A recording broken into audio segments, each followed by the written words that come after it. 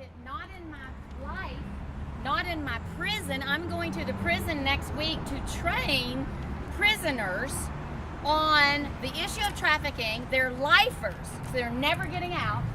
And they want to train the young men that are going to get out that it is wrong to sell a child for sex. So I tell you that because you never know what's going to happen and where this is going to go, right?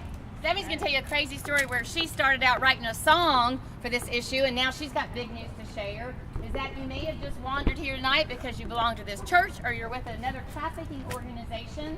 But it's interesting where God leads us. For me personally, I ended up adopting 2 daughters who have a history of trafficking. So we don't have a survivor that I'm aware of with us tonight. If there is one, then please correct me.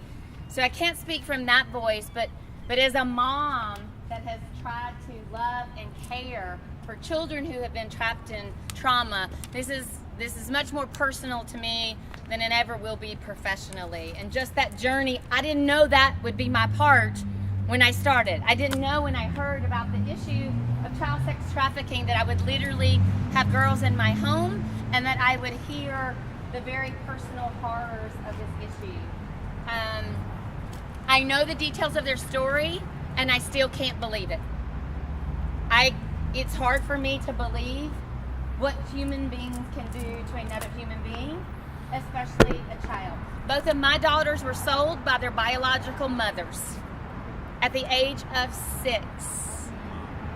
One lived in my neighborhood now, I didn't even know, and from a family that were meth addicts, and she was sold to motorcycle gangs for her mother's drug issues in a very poverty situation. My other daughter was raised on the East Coast. Her father was a stockbroker and her mother was a nurse. And she was sold around the world, private airplanes, private islands, where men come in to buy children for sex. I can now say that without rolling up in a fetal position and sobbing hysterically. So I know sometimes when people hear that, just those words, it's just so heavy. It's like somebody just kicks you in the gut. If you're from a faith-based perspective, I believe that our minds and our spirits and our souls were never meant to even know this kind of stuff.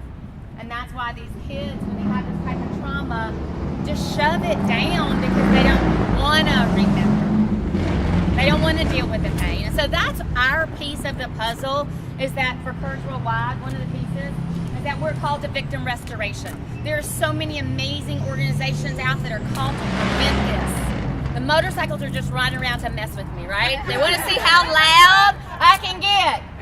I can get loud. But there's a whole prevention piece of this. You can't hear about this, especially our budget for caring for victims. Well, why don't we stop it? And I invite you to do just that. I invite you to wherever your heart leads you in this battle to follow it. There's a demand. If we didn't have the demand, if people weren't buying children for sex, then somebody couldn't make money off of them. There's a whole group of people that need to take on that piece, the demand piece. And again, ours is the victim restoration. Ours is mobilizing the church.